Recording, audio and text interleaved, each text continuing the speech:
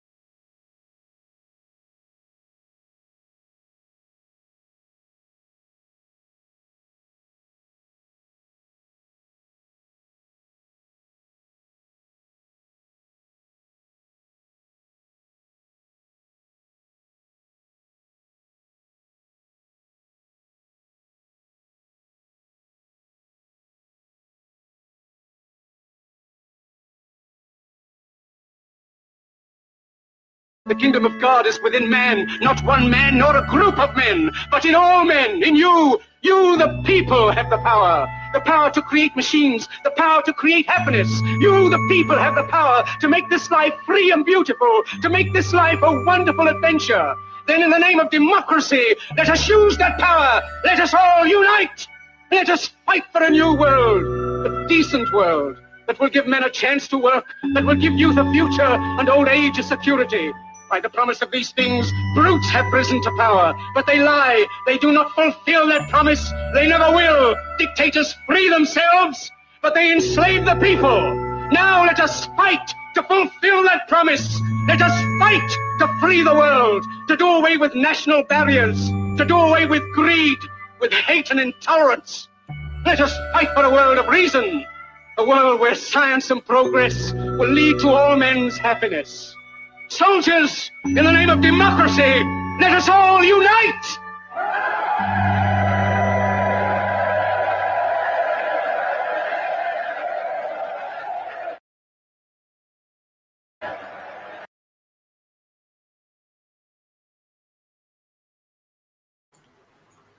Hello, everybody. I'd like to welcome you all to the third episode of the Sane Asylum with Jay Nova here. And today we got a special guest. We got Underhaven, aka Anna. How you doing today, Anna? Hey, happy to be here. Thanks for Now, having me. I'm not sure, but I think I might have accidentally muted like a good half of that video. Oh, I don't know if that was just me or or if it was actually muted for a while.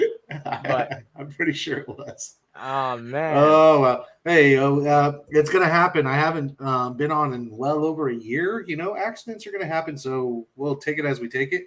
Yeah. But anyways, today we are going to be talking about the local, the income inequality that's been going on in America, the cost of living. We're going to be talking about legislation, things that have been done, things that can be done. And we're also going to be discussing our thoughts on the current situation in America. Anna, what's your thoughts so far? It's a big pile of shit. That's what I can tell you for absolutely certain. Um, Said beautifully. It is a big pile of shit. and the most frustrating thing to me is we're not being given any options during this election cycle, which aren't already people who have been running the country.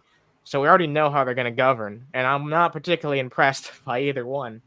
So Yeah, it's I think that's one of the hardest things about being American is once you've gone through a few election cycles and then you're like, I'm literally having the same election. Things have gotten worse with both these people as president at some point, and we're yeah, still getting the choice just to pick between them. One of the things I hate about the election cycle is that you're always forced to pretty much choose between the incumbent or the other guy, unless it's been two turns of the incumbent. And so that's always been a bother for me. I think there should be some sort of contesting of the incumbent president for the next seat. Because honestly, Joe Biden, like I love Joe, like I like him a lot better than some other presidents we may have had in the recent past. sure, policy for policy, I agree, but it's not good enough if that makes sense. Not Amen for to the that. not for the fucking circumstances we're in right now.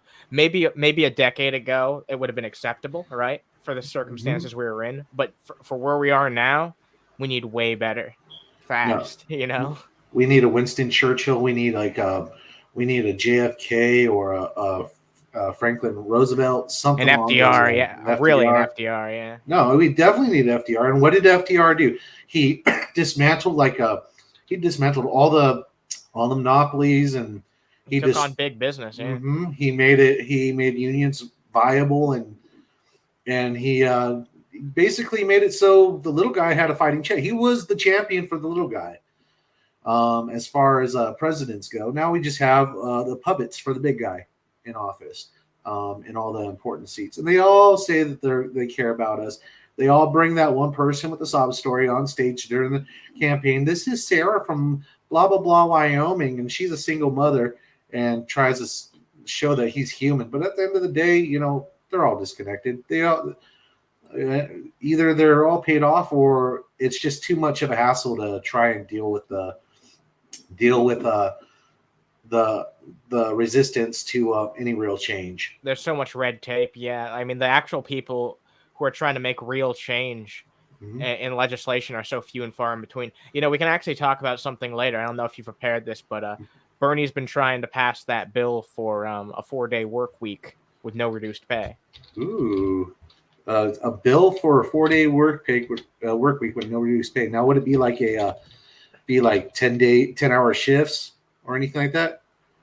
I'm not sure the exact details because he just started talking about that a couple days ago, but it's definitely something worth looking into because that's like the biggest populist thing I've heard come out of this country in regards to legislation being put forward in quite a long time, other than what I just told you. But that was a statewide level thing, whereas Bernie's like proposing something on a federal level here. Well, since you brought it up, I was able to do a quick Google search, and we can actually do a quick read if that's all right with you. Yeah, sure. I'm definitely down with that. All right, let me see what we got. Sorry, it takes me a minute to find. I have so much stuff going on. I want to know about Bernie Sanders' bill. Let's share it. There's always a lot to talk about, so I feel you.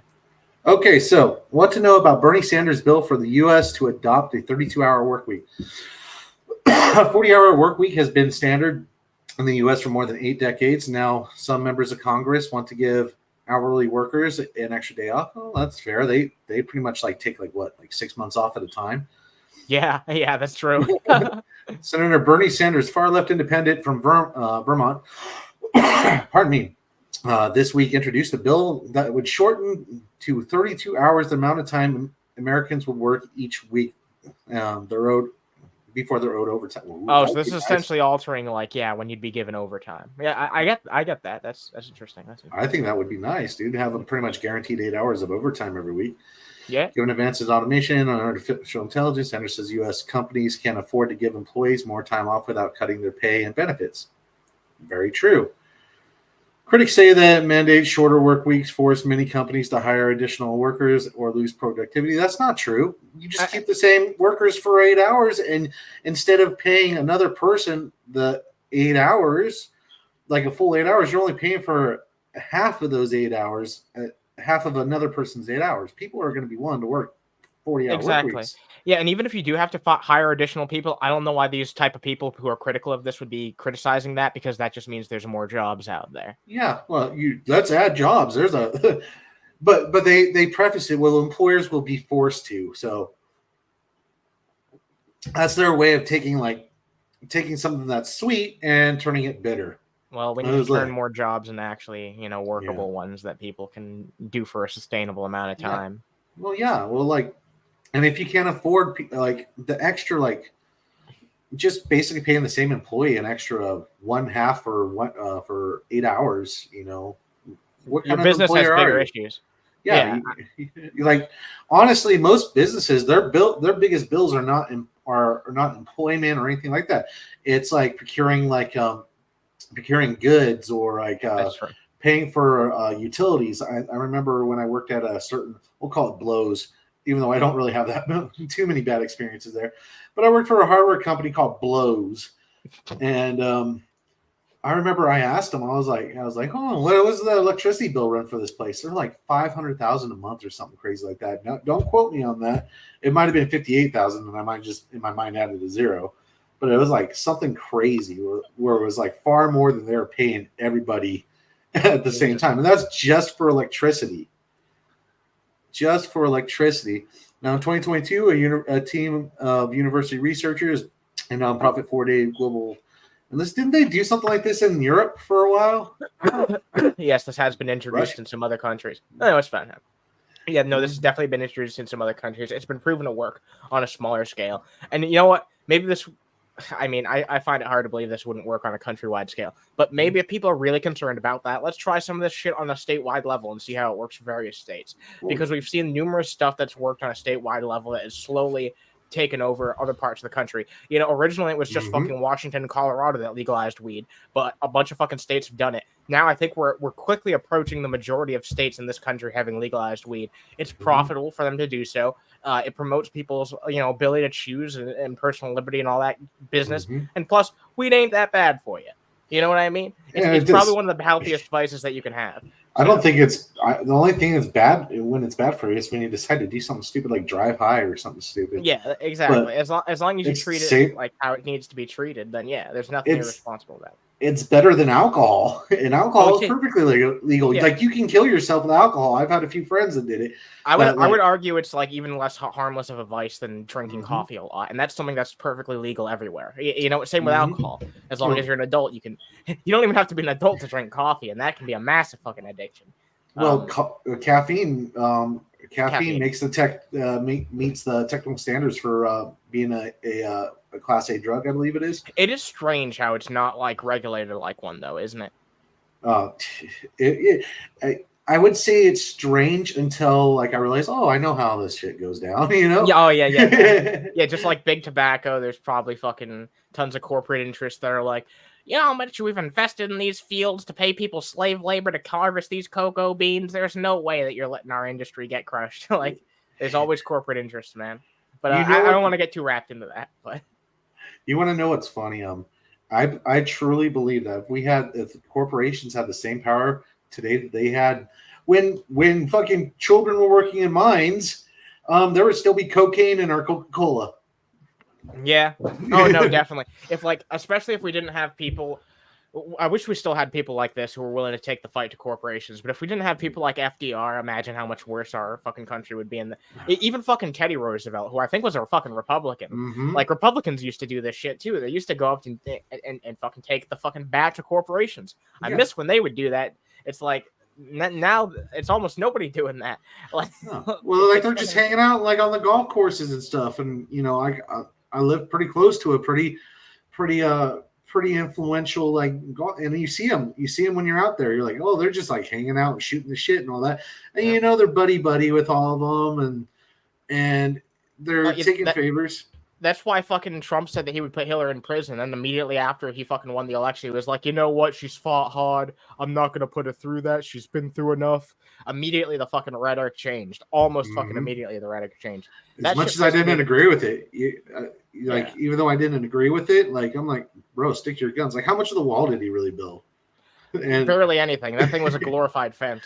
Yeah, and truth be told, like like I said, I don't agree with it, but he didn't do it. Yeah, he didn't do it. Yeah, a lot of the fucking promises he didn't fucking do. I don't know why people think it's going to be any different this time. Yeah, it was. But, well, it's not. I'm starting to get to the point. Like I've seen Obama. I liked Obama. Like as much as I did, I just felt like when the Republicans got the House and the Senate, it made it impossible for them to pass anything. But we did get Obamacare, and you know what Obamacare did for me? It made it so I was able to go to the doctor for the first time since like I was a child. That's good. I'm glad it did some good for some people. It sucks it was a botched version of what we should have gotten. Mm-hmm. It was, but it like I'll take something that's botched at first that can be fixed, other than nothing. True. Because I'll tell you what, I went in for I had pink eye, and I went in for just to talk to a doctor about it, and he didn't even prescribe me anything. He's like, "Oh, it'll go away," and $500 later, I got literally nothing. It never healed. I had to get like my own. I had to basically look up like home remedies, you know. Jesus. Yeah, and life in America, huh? Yep, life in America, and I had to pay $500 to sit down next to this asshole, tell me, "No, there's no, I'm not going to give you no prescription, blah blah blah blah. You don't have insurance, basically." And I'm like, "Oh, great," you know. But that was life in America. And there were some things that happened, which I'm super grateful for. You know, like I can go to the doctor. I have no problem going to the emergency room if I need to, or to like my PCP if I need to nowadays. Back then, you know, a freaking ambulance ride, I think before that would cost the average American like $600 just an ambulance ride if like you broke a bone or something. Yeah, now it's like $3,000. Yep. But at least like most insurances that you can get will cover stuff like that. Yeah. But outside that, but let's talk about the housing crisis in America. I don't know. Pardon me. I don't know what rent was like back in your day, but I remember when I just got out of high school. I had a friend back in my day. You're older than me. You can't say that. That doesn't make any sense. Shh, don't tell anybody. All right. Old man Jay over here. Old man Jay, when he was a kid, grew up. I think that I had friends that were able to rent like a 2-bedroom apartment for like $500 a month. $500 a month. That sounds unbelievable these days, doesn't it? Well, I've been recently looking because, you know, I'm moving at the first. Luckily I did find a place. Not going to disclose anything about that because I don't need no like glitter bombs or anything like that popping in my mailbox. But I will tell you that one place I turned down wanted $2,300 for a room, no furnishings, no stove, and just the room and 2 other roommates. $2,300 walk-in. I couldn't believe it. I was like it was not. There was no insulation in the walls because the walls were those concrete slabs, which meant your room was going to get blistering in the summer and freezing in the winter. You know, there was utilities weren't covered. There was nothing. You were getting nothing for it. You're getting walls, and that was it. Like, and maybe a shower. And so, I just can't believe what this is the era we live in where back when I still remember, and I'm not that old I don't think. I'm in late 30s, but you know, it doesn't seem like it was that long ago where my friends and I were, you know, splitting a house that was $500 a month and living life. But that used to be a livable fucking situation, and now that's way fucking less feasible for a lot of people. Mm-hmm. The majority of fucking people these days who are growing up, it doesn't matter how fucking hard they work, unless they secure a really nice job, it's their best fucking chance of having a house is their fucking folks passing away, and that's just fucking sad as hell. That's the most messed up thing. It's like I was watching a video about that, and they were stating that like once the baby boomers start freaking passing away, then like the Gen X's, Gen Z's, and millennials are going to start, you know, starting to live a better life. And it's true, you know, it's true. like I think that the older generations has really usurped a lot of the future of our of the younger generations. But there Oh is yeah, this. the greed and selfishness and need to overindulge and basically Mhm. sin in a way. Yeah. Yeah, I get you. I get you. It's Well, insane. it is the generation that made Sin City famous. Oh Yeah. yeah, fair enough. You remember like back in the day, everybody and their grandmother was like, "Oh, I need to stop by Vegas and blow my Oh yeah. stipend." You know. Yeah, it's that type of overindulgence that led to this fucking bullshit that we're in Mhm. now. Just not caring about anyone but yourself, or even Mhm. yourself in some cases. Yeah. Yeah, well, in 2005, I think the average home had 19.3 credit cards. In fact, no, I know they had 19.3 credit cards because that's what the stats I pulled up earlier and read were 19.3 credit cards, bank cards. Jesus. And you could think what kind of overindulgence was needed, or what you were doing to need 19.3 credit cards. But like what, 20, $30,000 credit? Why? Why? It's unnecessary. But one development I want to talk about. Let's see. So I do have a quick little um Hey, we read got right some here. people in here. I put the link out there for my followers, so we got some people chilling in the chat. What's up, Ashley? Hello, Hey, Heon. hey, Ashley. Hey, Hugh. Good seeing y'all. Thank you for stopping by, and I hope you enjoy today's episode of the Sane Asylum. Right now, we are discussing, well, pretty much how rent sucks in America. So enjoy. This right here is a study done by the Pennsylvania Associates of Realtors. Um, Basically stating that instead of downsizing, this is a study done in 2018. This is about the closest to the day I was going to find, and obviously, because things have probably gotten a bit worse. So, back in 1970, 78% of 26-year-old adults were living with a spouse, and 10% were living with their parents.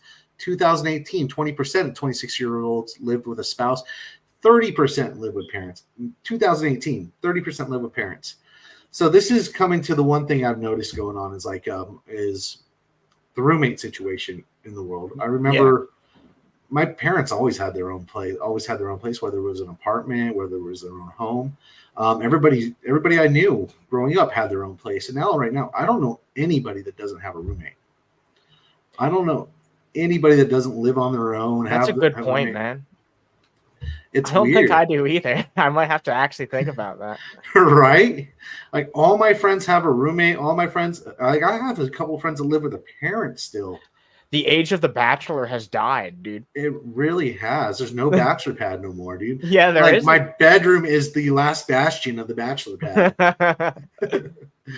But yeah, like that's something that's interesting because like back when I was a kid, like I thought for certain, I thought for certain that I was gonna basically have my own place the second I turned 18. They're bumping up our rent. Amen. They are definitely my roommate bumped up my rent about $100 a month, which it's fine. Actually, I got kind of a deal on the place I'm in right now, but he did bump it up. Everybody's been bumping up. I think the average for one room where I live is about $950 a month, and I live in the middle of nowhere. It's literally the middle of nowhere. $950 a month. Yeah, can imagine how it is like not just in the big cities, but in like a big coastal city. And then you throw in all these other factors, you know what I mean? And it's just like, damn. If that's how it is for people living in the I've got a friend who lives in the middle of nowhere, and every time they fucking describe their rent to me, I'm just like, Jesus Christ, you live in the middle of nowhere. Right? You live in a crack shack. You live in a crack shack next to like a coyote den. That basically lives in a tin can next to that.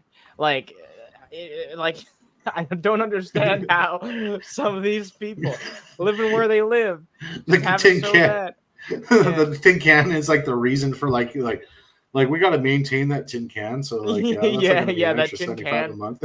That tin can actually drives up the property values So, more than you'd expect. People love that can. oh yeah, talk about property values going up. One thing I wanted to discuss was the rising trend at Airbnbs in communities and their effect on the communities.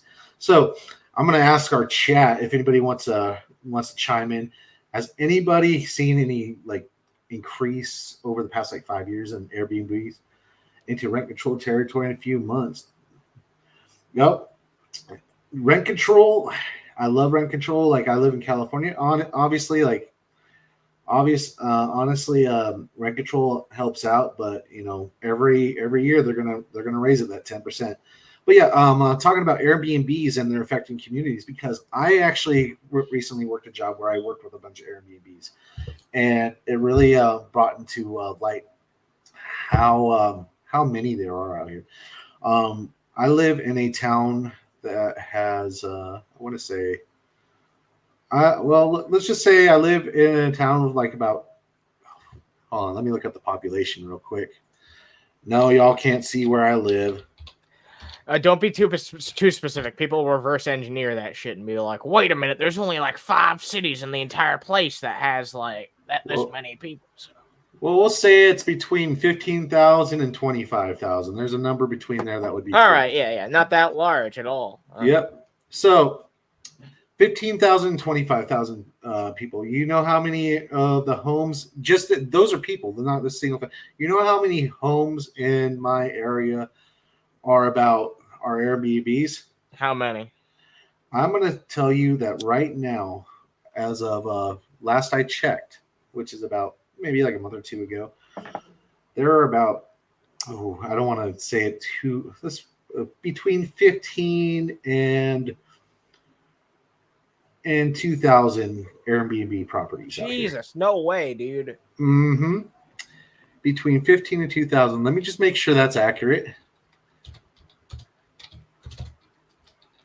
How many Airbnbs? Let's find out. Nope, I was wrong. There's more like 2,600. 2,600 Airbnbs where I live. That is a fuck ton, dude. So that's why that's not even like I not even a fucking tourist location. I assume, like, goddamn. Well, it might be a little bit of a tourist location, but yeah, for every 10 residents out here, there is one Airbnb. What the fuck? That's probably like 3 fucking rich guys all fucking owning all that property at this point, because it's incentive to snatch it up and overcharge people who need a place to stay. Oh yeah, I think the average is about like $600-700 a night for one of those places. But like I've seen them as high as like $2,500 a night. Yeah, they make their fucking money, that's for sure. Yeah, so what do you think this does to a community when there's like an Airbnb explosion like this? Where one out of feel empty and barren, like there's no one there because there isn't. Well, actually, that's not my experience. My experience, because obviously there's a reason for it, because you wouldn't have an Airbnb unless people would book it, right? So we have one of the most major cities in America that's about 2 hours away, and our little town has blown up with traffic. Like when I first moved up, fuck Airbnb is my sentiment, honestly. But to be honest, we had a very, very small infrastructure when growing up. We had one stoplight in our town. Now it's just fucking nuts. We don't have the infrastructure to handle it. We got freaking traffic backed up for days on our little roads. You used to be able to jump rope in the street, no problem. And on top of it, houses are a hot commodity out here. So a house used to be able to pick up like a little 2-bedroom house for like $40,000 to $50,000 out here. Now it's probably closer to $600,000. I've seen crack shacks where you can tell, where you're like, oh shit, I saw that on comps last week going for like $300,000. Like a little 1-bedroom. Oh look, there's still the outline of the murdered suspect on the ground. Jesus, like, yeah. I mean, it's gotten that bad. I know we're joking, but like it's almost gotten that bad. You know, it's gotten that bad. And so, what hope do we have to own a home these days, other than like praying to God that like someone passes away and leaves it in their will for us? And that's a horrible thing to hope for. Yeah. I literally make more than 3 times than I made when I got out of high school, which is not hard because, like where I live, like minimum wage has gone up almost 3 times. So yeah, guess what? I make pretty much like a little bit more than minimum wage. But I'm like, houses have gone up like 6-7 times. Like There's no way you can afford anything It's out become here. unlivable in a lot of places. That's where it's like if something happens, I'm worried that I'm going to be homeless in the next couple weeks. And like, if you would have told me in 2005 I'd be making like 20 some bucks an hour, I would have been stoked. But then I'm like, oh yeah, but you can't live off it. I was like, wait, what? Wait, what? It's like the monkey's paw. Like, holy shit, I was not expecting that. Yeah. Oh yeah, first time home buyer, and even then, the terms can get dicey if you can find a house. I've been batting around the idea of the USDA rural home loan. In fact, that's something that was brought up to me. The USDA rural home loan. I actually know somebody that took advantage of that out where and where I lived actually qualifies for that. Oh yeah. So yeah, it's basically they. I don't know too much about it, but basically it was a loan given out by the USDA for those who want to live in rural communities, just to help people buy a home in the middle of nowhere. So pretty much like one of my friends took advantage of that and bought a house in not going to say, but in a place that's real nearby to me. All right. It just sucks how difficult it is for some people to like actually find something that works for them nowadays in regards to like not even just owning a home, but getting a roof over their heads. You know what I mean? It's not even all about owning a home. It's just about people being able to keep a roof over their heads, you know? Oh, amen to that, brother. So Hyun says, I'm sorry, go ahead. Oh, no worries. Hyun says the USDA, I hope I'm pronouncing that. The USDA helps you find a borrower, but the loans are from the bank and they have either a 33 or 38 33 or 38 year fixed term. And honestly, at this point, not going to lie, fucking take it. I'll fucking take it. I don't care what the deal is because as long as I have somewhere where I can die, I'll be okay. Because I don't need it after I'm gone, and I'll pretty much throw all my money into rent anyways. So might as well. But go ahead, Anna. Ooh, Anna's taking a hit. Sorry, yeah, I was deep in the booze there for not the booze, but Oh, I know what you mean. Yeah. Oh, this is my booze, the Shasta. This is how you know I'm poor. Wow. Hey, whatever works for you, man. Whatever works for you.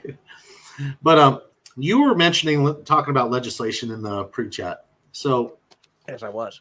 What kind of legislation would you think about introducing if we're up to you?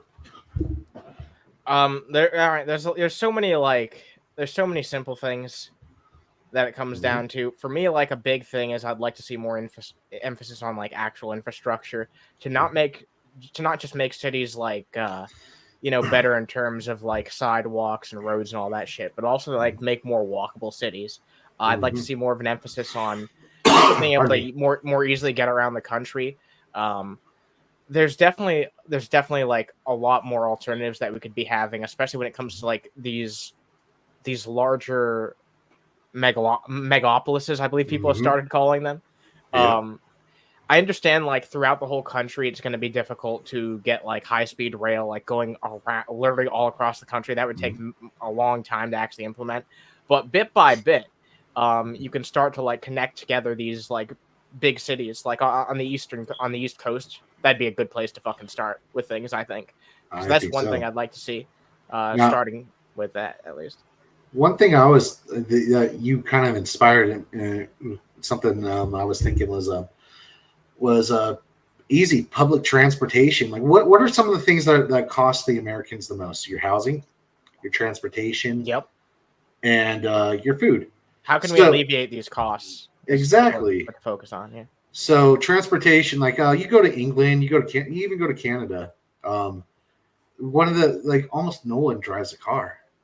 Like they either bike to where they want to go, or they have the cheapest to freest and most efficient public transportation you could possibly have. Oh, it's so easy to get across Europe because of how the countries have everything set up with like their border policies and all that. And like we shouldn't have nearly as many of those barriers because we're one country here. It should be real fucking easy for the federal government to be like, all right, here's where we're going to do this and that and the other. And yeah, allocating that space is going to be a challenge. especially considering like we're getting later this party than a bunch of these other fucking countries are. But still, it's worth the investment of time and effort. Well, like, aren't we the country that connected one side to the other with rails? Yeah. Yeah, we pulled that off. We made it so we could transport our goods from New York to buttfuck Wyoming and keep it cold without the technology of freezers. Car dependent infrastructure. Yes, we do have a very car dependent infrastructure. And the problem with that is that I've been finding as an adult is not only is gas going up, it's like maintenance on your vehicle just skyrockets the further stuff gets away. So for me in my little area, if I want to go to, like, say, Walmart, it's not about like taking a 5-minute trip. It's about taking on the bus. It's about taking, a 20-minute trip in my car. Yeah. And on top of that, you have like repairs, like cars break down, it's just this huge, like, if you just fix that one issue, there's like a domino effect that just destroys like a ton of just stress on that happens to Americans yearly.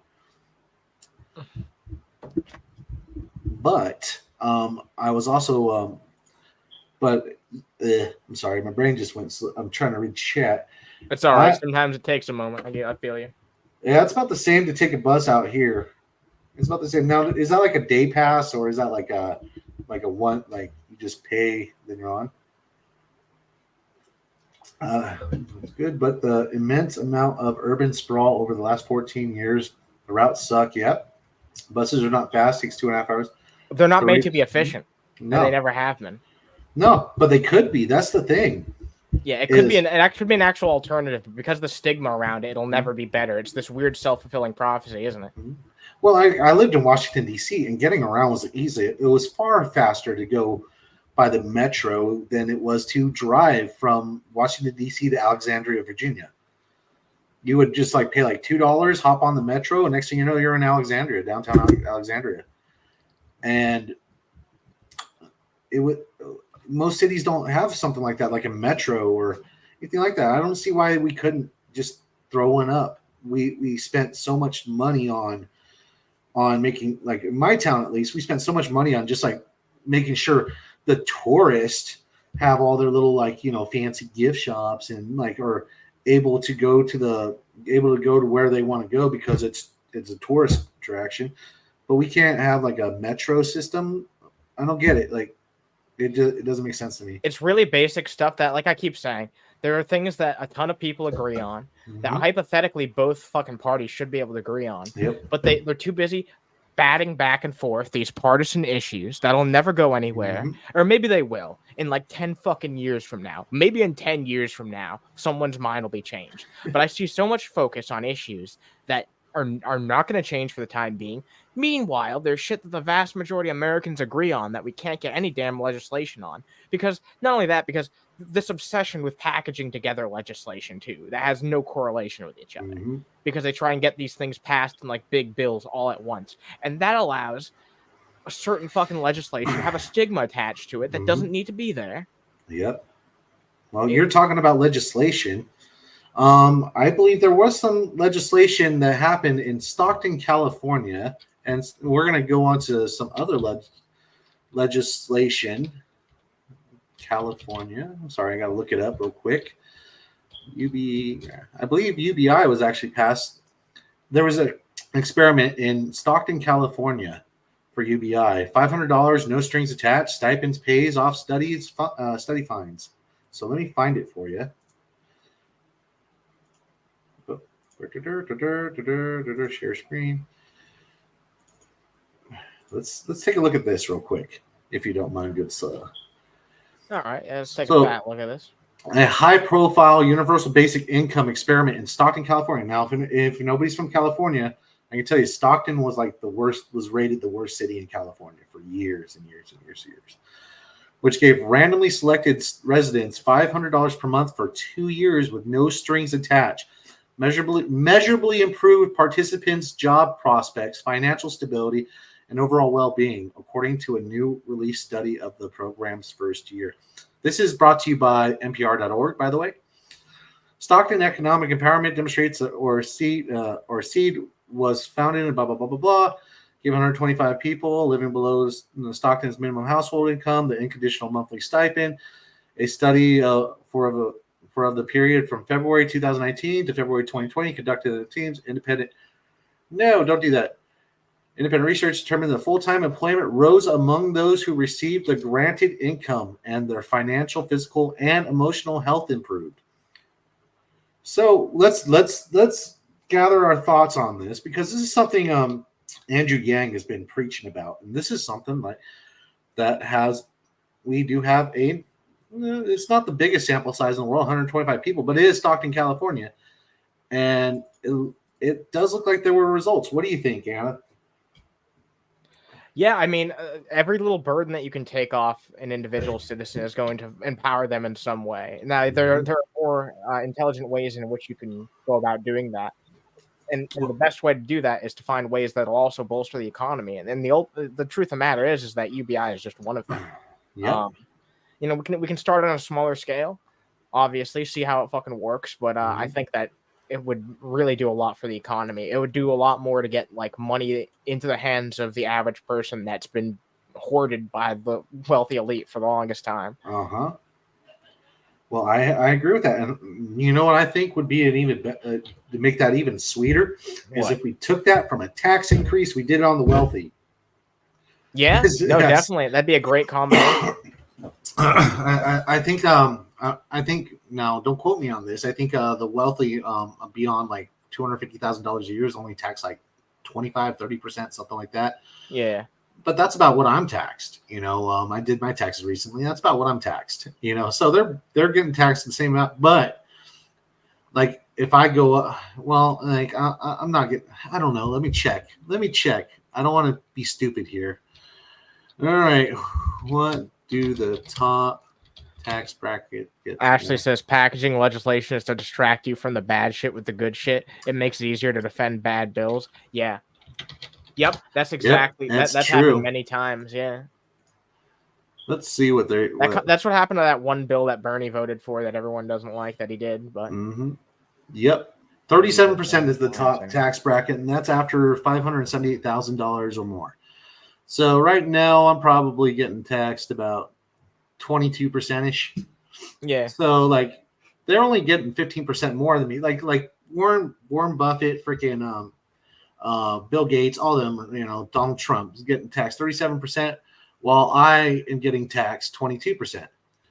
But back in like the 60s, 70s, like I think it went up as high as like 70% or even 90%. But in my mind, it's like, how much money do you need to live? Like, when is enough? Do you want it all? But yes, they do. Yes, they do. They want it all.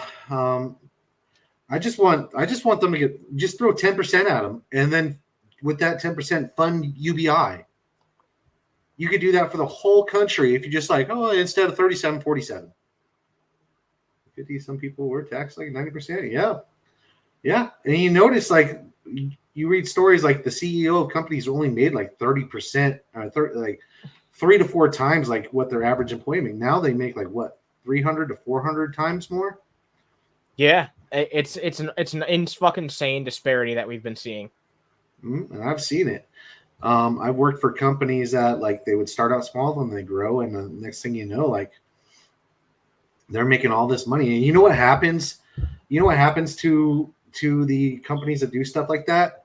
To the ownership that's like, oh, I put in all the risk and I deserve all the reward. A slap on the wrist, usually, if at most. Like, no, you know what they're doing? They're going to like fucking Cancun and shit, and fucking, like, I've seen it. They're having Coke parties and shit, and they're not caring about what the business does. And exactly. Keep growing because people like you and me care, and we want to freaking. And they have no responsibility because even if they get kicked out as like CEO, whatever the fuck they are, there's a massive severance package. Yeah, they don't give a fuck. They don't give. And then they're like, "Oh, look how successful I am! I'm so." And the U.S. government props them up because they say these companies are too big to fail. Yep. Oh my god, dude. So no one ever pays the fucking. No one ever pays for the consequences of their actions. Essentially, they worked hard for 2 years, and then like shit went their way, and then they're having like fucking hooker and blow party for like 50 for the next 50 years, and they're like, well, like I worked hard for this, and I'm like, no. Oh yeah, sure. No, yeah, no, yeah, okay, buddy. But I do have something to show at the end here. It's go for it. Yeah, sure. At the end. I don't know when you're wanting to wrap this up, but whenever you want to put a cap on this, there's a quote from Bernie that I'd like to show you here. I can play it now though if you prefer. Whenever. Maybe we should read that article about Bernie Sanders and its marijuana that you were talking about on your show recently. Yeah, we should take a look at that. Let's pretty interesting. Let's take a look at it real quick, because I think you brought this up in the chat, and I thought this was very interesting. Because this right here is is something we can do to help. Like, it's not directly, but we can indirectly impact like how people are living. Yes. This is the Massachusetts government that put this forward initially. They're basically proposing big fucking pardons. This is actually the biggest amount. This is actually the biggest series of pardons for this specific issue that would ever be done on a statewide level, as far as I'm aware. This is kind of like a historic moment here if this actually does end up happening. But yeah, it would literally pardon all the convicts of like possession of marijuana and stuff like that. Yep, right? Marijuana related charges would be forgiven and essentially wiped from the just wiped out entirely, like instantly. So yeah, a lot of people who have that on their records would no longer have to worry about that shit. And this is very good to see because it's been almost legal here for almost a decade. 2016, I believe, is when we first voted to legalize it. Now, I think stuff like this is important. Even though you look at this, you're like, well, how does that affect the average person? That's not well. This right here, these people did nothing. They're classified as felons. They can't vote. They can't. Getting a job is hard. And so basically what ends up happening is they get stuck in a cycle of crime and violence that makes your communities more unsafe. It makes it so people that can do a job end up not doing a job. Yeah, it makes the economy worse. Makes the economy worse. And then you end up supporting them being homeless and stuck and like in a perpetual cycle being in prison with your tax dollars. So not good stuff to be supporting. Amen to that. Not if you believe in actual fucking freedom. I know that's a word that gets tossed around a lot these days, but I consider myself to be one of the very few advocates who actually fucking stands for it these days. I don't know, but I stand for it 100% with you, brother. And in fact, if you want to learn more about this stuff, Anna has a great video on it. He just recently did, so I would suggest you go check it out. But anyways, you had a quote you wanted to play. I think we're going to wrap this up. All right, yeah, let's take a look at this real fast. It's about 3 minutes long, but it's all worth taking a look at. This is from Bernie Sanders, directly from his YouTube channel. Actually, all right. I shared my screen here. Yeah. No all right, worries. let's take a look at this. Now, also, to add insult to injury, in terms of this agreement negotiated by the president and the Republicans, while the very wealthiest people in this country became much wealthier and the deficit soared, and under President Bush, the national debt almost doubled, what else happened? Well, the tax rates for the very rich went down. Rich get richer, tax rates go down. This was a result not only of the tax breaks for the rich initiated during the Bush administration, but also, quite frankly, tax policy that took place before President Bush. The result is that from 1992 to 2007, the latest statistics that we have, the effective federal tax rate, what people really pay for the top 400 income earners, was cut almost in half. So these crybabies, these multimillionaires and billionaires, these people who are making out like bandits, they are crying and crying and crying, but their effective tax rates for the top 400 income earners in America was cut almost in half from 1992 to 2007. And I think the point that needs to be made is that when is enough enough. And that really is the essence of what we're talking about. When does greed end? Greed is, in my view, it's like a sickness. It's like an addiction. You know, we know people who are on heroin, they can't stop. They destroy their lives. They need more and more heroin. There are people who can't stop smoking. They have problems with nicotine. They get addicted to cigarettes, cost them their health. People have problems with food. You know, we all have our share of addictions. But I would hope that for these people who are worth hundreds of millions of dollars, they will look around them and say, there is something more important in life than the richest people becoming richer when we have the highest rate of childhood poverty in the industrialized world. Maybe they will understand that they are Americans, part of a great nation which is in trouble today. Maybe they've got to go back to the Bible or whatever they believe in, and understanding that there is virtue in sharing, in reaching out, that you can't get it all. But I think this is an issue that we have got to stay on and stay on and stay on. This greed, this reckless, uncontrollable greed is almost like a disease, which is hurting this country terribly. How can anybody be proud to say that I'm a multimillionaire and I'm getting a huge tax break and 1/4 of the kids in this country is on food stamps? How do you be proud of that? I don't know. I don't think any one of us could have said that any better. But everyone, this has been an amazing episode of the Sane Asylum. This is my 3rd ever episode, and if you liked it, please like the video. Check out my other videos, and I would like to thank Anna for coming on to the show today and lending me his expertise. Underhaven has been a friend of mine for years now. And I'm very grateful to have you, brother. Thank you for stopping by. Happy to join you.